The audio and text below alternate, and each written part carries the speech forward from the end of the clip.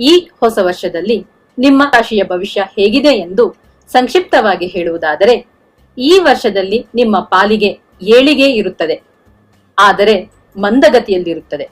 ಹೌದು ಸ್ನೇಹಿತರೆ, ಹಣವಾಗಲಿ ಗೆಲುವಾಗಲಿ ನಿಮಗೆ ಸಂತೋಷ ಸಮಾಧಾನ ತರುವ ಯಾವುದೇ ವಿಷಯವಾದರೂ ಸಾಕಷ್ಟು ಸತಾಯಿಸಿದ ಬಳಿಕವೇ ಹಣ್ಣು ನಿಮ್ಮ ಕೈ ಸೇರುತ್ತದೆ. ಈ ವರ್ಷದಲ್ಲಿ ನೀವು ನಿರೀಕ್ಷಿಸಿದ ಕೆಲಸಗಳು ನೀವು ಅಂದುಕೊಂಡದ್ದಕ್ಕಿಂತ ತಡವಾಗಿ ಆಗುತ್ತದೆ. ಆದರೂ ಕೆಲವು ಕೆಲಸಗಳು ಅಂದುಕೊಂಡದಕ್ಕಿಂತಲೂ ವೇಗವಾಗಿ ಮುಗಿಯುತ್ತವೆ. ವರಮಾನಕ್ಕೇನು ಕೊರತೆ ಇರುವುದಿಲ್ಲ. ಮಾತ್ರವಲ್ಲ, ದಿಢೀರ್ ಹಣ ಬರುವ ಯೋಗವೂ ಇದೆ. ಹಳೆಯ ಸಾಲಗಳನ್ನು ತೀರಿಸಿ ಸಾಲಗಾರರ ಕಾಟದಿಂದ ಬಹುತೇಕ ಮುಕ್ತರಾಗುತ್ತೀರಿ. ನಿಮ್ಮ ನಿರ್ವಹಣೆ ಸಾಮರ್ಥ್ಯ ಹೆಚ್ಚಾಗುತ್ತದೆ. ಆಸ್ತಿಯ ತಕರಾರು ಬಗೆಹರಿಯುತ್ತದೆ. ಪೂರ್ವಿಕರ ಆಸ್ತಿಯಲ್ಲಿನ ನಿಮ್ಮ ಪಾಲು ನಿಮ್ಮ ಕೈ ಸೇರುತ್ತದೆ. ಹೊಸ ಭೂಮಿಯನ್ನು ಖರೀದಿಸುವಿರಿ. ಪ್ರಯತ್ನಿಸಿದವರಿಗೆ ಸರ್ಕಾರದಿಂದ ಅನುಕೂಲಗಳೂ ಸಿಗುತ್ತವೆ. ಬ್ಯಾಂಕ್ ಸಾಲಗಳು ಸಿಗುತ್ತವೆ. ಆದರೆ ಆ ಹಣವನ್ನು ಎಚ್ಚರಿಕೆಯಿಂದ ಅಗತ್ಯದ ವಿಷಯಗಳಿಗಷ್ಟೇ ಬಳಸಿ. ಸರಿಯಾದ ಹೂಡಿಕೆಗಳಲ್ಲಿ ತೊಡಗಿಸಿ. ಹೊಸ ನಿರ್ಧಾರಗಳನ್ನು ತೆಗೆದುಕೊಳ್ಳಲು, ಹೊಸ ಹೂಡಿಕೆ ಮಾಡಲು ಇದು ಸರಿಯಾದ ಸಮಯವಲ್ಲ. ಗಂಡ ಹೆಂಡತಿಯರ ನಡುವೆ ವಾಗ್ವಾದಗಳಾಗದ ಹಾಗೆ ಎಚ್ಚರಿಕೆ ವಹಿಸಿ.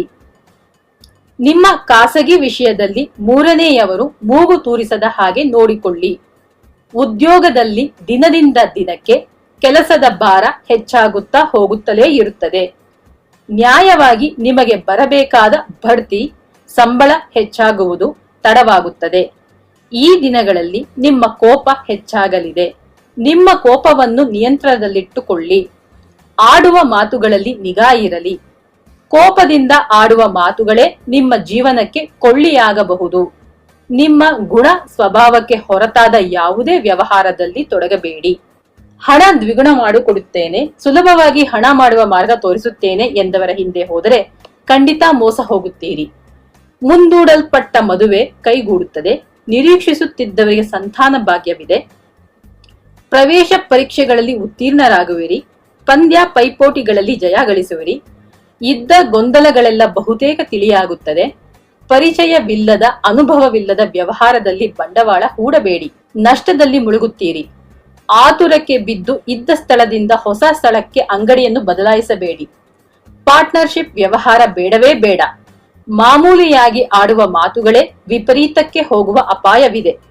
ವಿದ್ಯಾರ್ಥಿಗಳು ಟಿವಿ, ಮೊಬೈಲ್, ಸಿನಿಮಾ, ಕ್ರಿಕೆಟ್ ಇತ್ಯಾದಿ ಮನೋರಂಜನೆಗಳನ್ನು ಪಕ್ಕಕ್ಕಿಟ್ಟು ಓದಿನಲ್ಲಷ್ಟೇ ಗಮನ ಹರಿಸಿದಾಗ ಮಾತ್ರ ವಿದ್ಯೆಯಲ್ಲಿ ಯಶಸ್ಸು ಸಾಧ್ಯ. ಗುರು ಕ್ಷೇತ್ರಗಳಾದ ಮಂತ್ರಾಲಯದ ರಾಘವೇಂದ್ರ ಸ್ವಾಮಿಗಳನ್ನಾಗಲಿ, ಶಿರಡಿಯ ಸಾಯಿಬಾಬರನ್ನಾಗಲಿ, ವರದಪುರ ಶ್ರೀ ಕ್ಷೇತ್ರದ ಶ್ರೀಧರ ಸ್ವಾಮಿಗಳನ್ನಾಗಲಿ, ಶ್ರೀ ಕ್ಷೇತ್ರ ಗಾಣಗಾಪುರ ದತ್ತಾತ್ರೇಯ ಸ್ವಾಮಿಗಳ ದರ್ಶನವನ್ನಾಗಲಿ ಮಾಡಿ ಬರುವುದರಿಂದ ಶುಭವಾಗುತ್ತದೆ. ಶುಭವಾಗಲಿ.